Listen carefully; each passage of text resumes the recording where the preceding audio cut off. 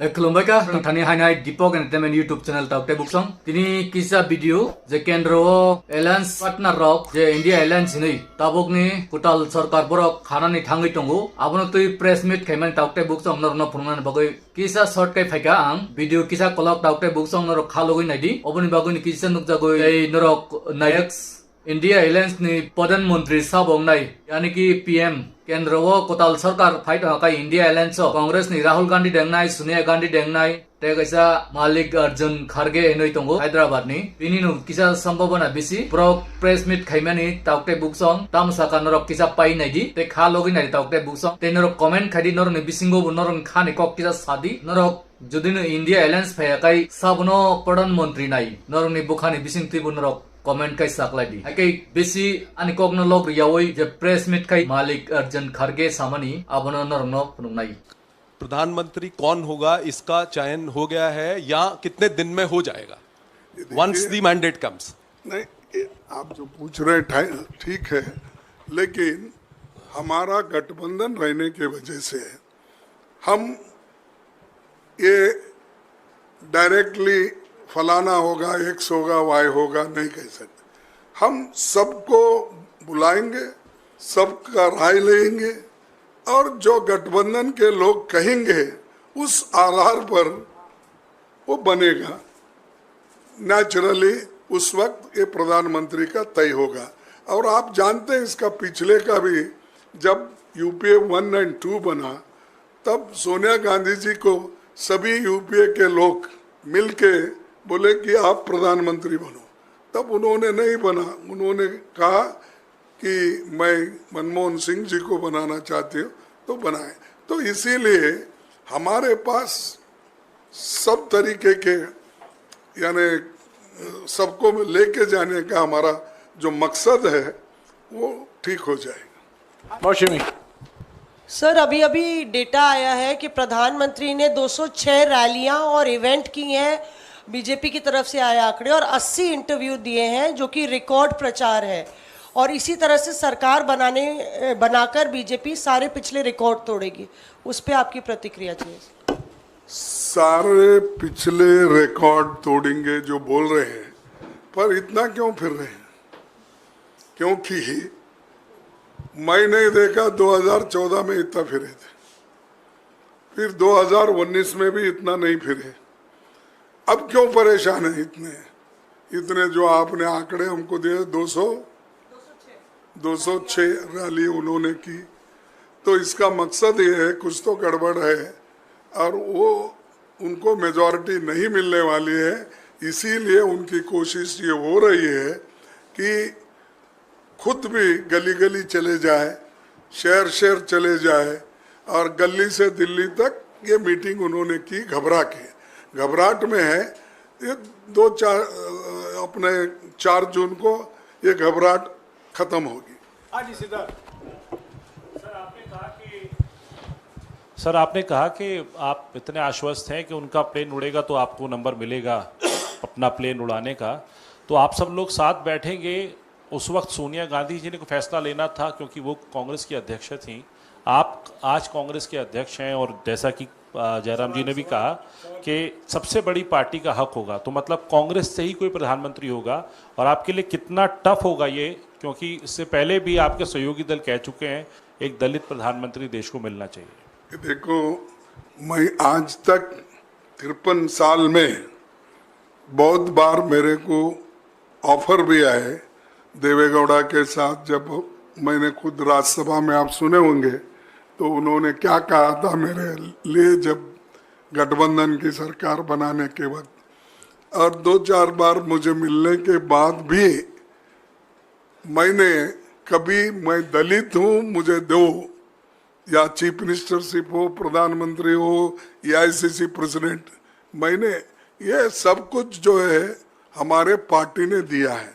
सोनिया गांधी जी की देन है मैं समझूंगा, क्योंकि उन्होंने बुला कर मुझे अपोजिशन लीडर भी बनाया, बुलाकर उन्होंने राज्यसभा टिकट भी दिया और फिर यहाँ भी अपोजिशन लीडर बनवाया। आज एआईसीसी भी उन्होंने बनाया। तो इसीलिए मेरा ये कहना है कि हमारे पार्टी में जो भी निर्णय दिया जाता है वो उसी के तहत हम काम करेंगे। ना सिर्फ दलित हूँ इसीलिए मैं मांगने वाला भी नहीं हूँ, अब तक भी नहीं मांगा।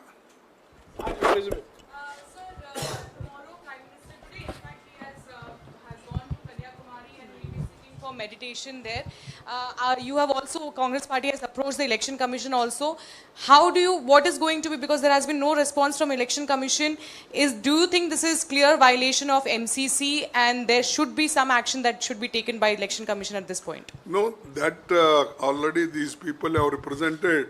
He will answer for this.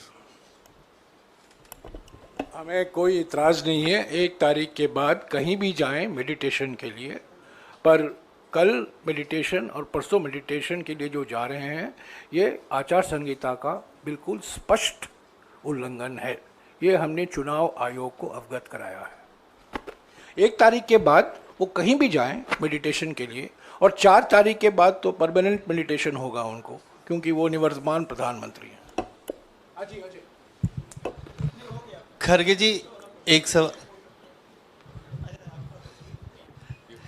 जी एक सवाल है। प्रधानमंत्री जी आज कहीं चुनावी सभा में थे, उन्होंने कहा कि 4 जून के बाद बड़ा पॉलिटिकल स्टॉर्म आने वाला है देश में।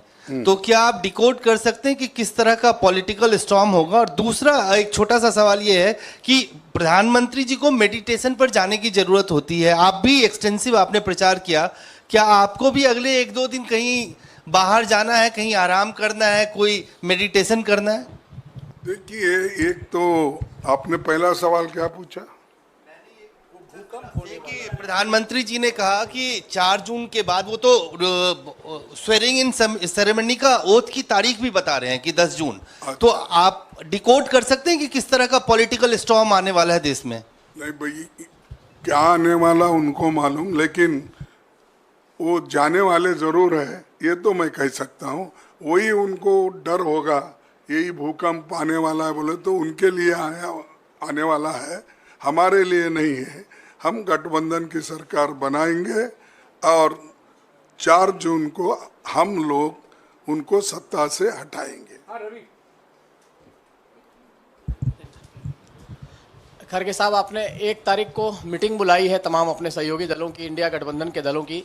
क्या एजेंडा होगा उस मीटिंग का? क्या उसमें प्रधानमंत्री के नाम को लेकर भी चर्चा होगी? और मैं एक और चीज़ पूछना चाहता था कि बार बार जयराम जी कहते हैं कि 140 का आंकड़ा जब आपने पार किया है तब आपने सरकार बनाया है या फिर सरकार बनाने से बीजेपी को रोका है? क्या 140 के आंकड़े को आप पार कर पा रहे हैं इस बार कांग्रेस पार्टी?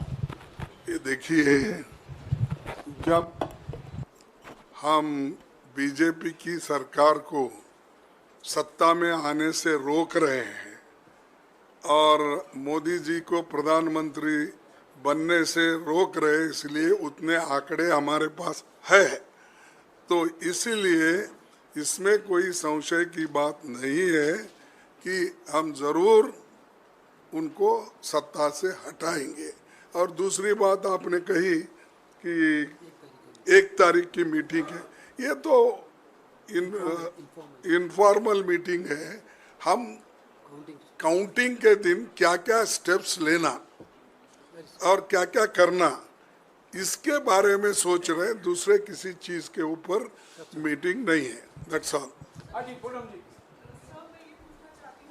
बनर्जी ने कहा है कि वो 1 तारीख की मीटिंग से दूर रहेंगी, इस पर क्या स्टैंड होगा? देखिए, हमने बोला ना, ये तो इनफॉर्मल मीटिंग है, इसमें हम सिर्फ काउंटिंग के दिन कैसी हमारी तैयारी होना चाहिए और कैसे हमारे लोग अलर्ट रहना चाहिए, ईवीएम के बारे में हो या काउंटिंग के जो 17C फॉर्म, ये इसका कैसा इस्तेमाल होता है उसके बारे में, ये जो जनरल है इसका कोई इसमें।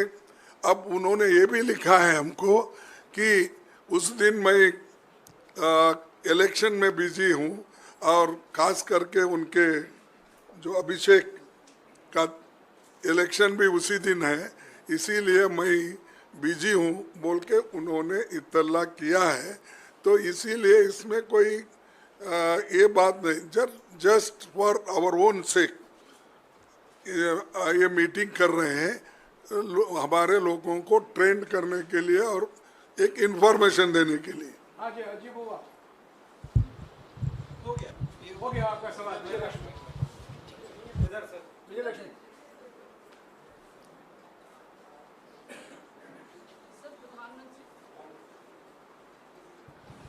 सर, प्रधानमंत्री ने आज अपनी रैली में कहा कि अगले 125 दिनों का खाका उन्होंने तैयार कर लिया है जब सरकार बनेगी तीसरी बार, और उसमें 25 दिन जो हैं वो युवाओं पर केंद्रित होंगे, किस तरह की स्कीम्स होंगी, किस तबके के लिए क्या करना है, ये तय कर लिया है। आप लोग अगर कह रहे हैं कि आपकी सरकार बन रही है तो क्या आपने भी कोई रोड मैप तय कर लिया है अपने लिए?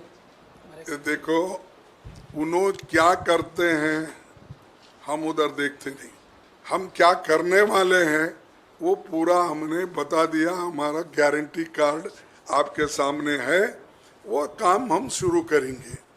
तो इसीलिए मोदी को देखकर हम काम नहीं करते, हमारा खुद का एजेंडा है, हम वो इम्प्लीमेंट करेंगे। शुक्रिया खड़गे जी। वेणुगोपाल जी, आप कुछ कहेंगे? No. This tomorrow's meeting only, Congress President already told on first meeting, is only for discussing about the counting preparations. And this, we already told our state units to alert about the 17C form. Therefore, we have to have a review on that day about the 17C form collections and the counting day preparation. Nothing else is going to discuss. That is an informal meeting. We informed major political party leaders all. Well, this is most of them are coming. Rightly, Congress President told about the inconvenience Mamdaji put forward. That's not. This is on first. Thank you.